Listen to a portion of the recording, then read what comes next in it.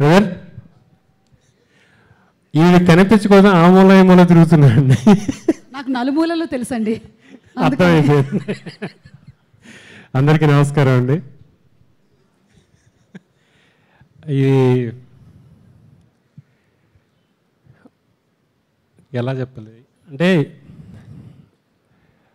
మొన్న నేను ఒక మాట మాట్లాడుతూ క్రాస్ రోడ్స్లో ఉన్న పెళ్ళి కావాల్సిన ప్రతి వాళ్ళకి కొన్ని డౌట్స్ ఉంటాయి, కొన్ని ప్రాబ్లమ్స్ ఉంటాయి.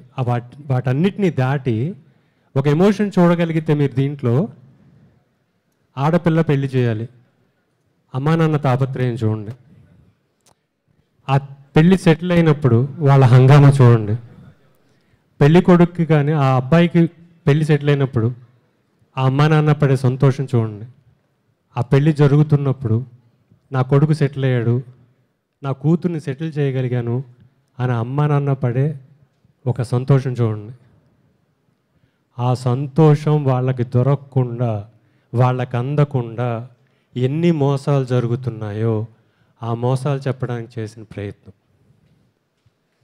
వాళ్ళ ఆనందానికి చిల్లు పడుతోంది, వాళ్ళ బాధలు బయటికి రాకుండా 4 గోడల మధ్య మిగిలిపోతున్నాయి, వాళ్ళ జీవితాలు ఎప్పుడు పెళ్ళి అవుతుందని ఎదురుచూపులో వెళ్ళిపోతున్నాయి.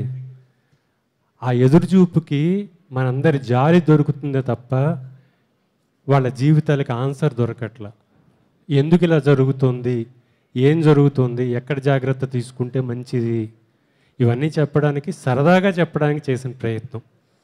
ఆ బాధలో ప్యాథరిక్ కామెడీ అని సరదాగా ఉంటుంది, లోపల ఎక్కడో బాధ ఉంటుంది. అందరిని చూసి నవ్వుతూ ఉంటాం కానీ లోపల ఎక్కడో బాధ ఉంటుంది.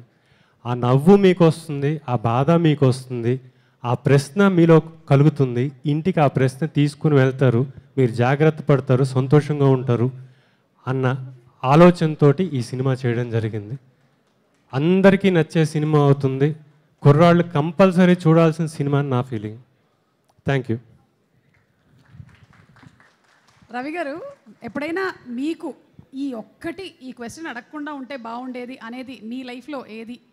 అంటే మరీ ప్రైవేట్ స్పేస్ అయితే చెప్పక్కర్లేదు, బట్ కాదు పైకి వచ్చి మాట్లాడండి. థ్యాంక్స్ అండి, నా గురించేనా అనవసరంగా అడిగాను. అయినా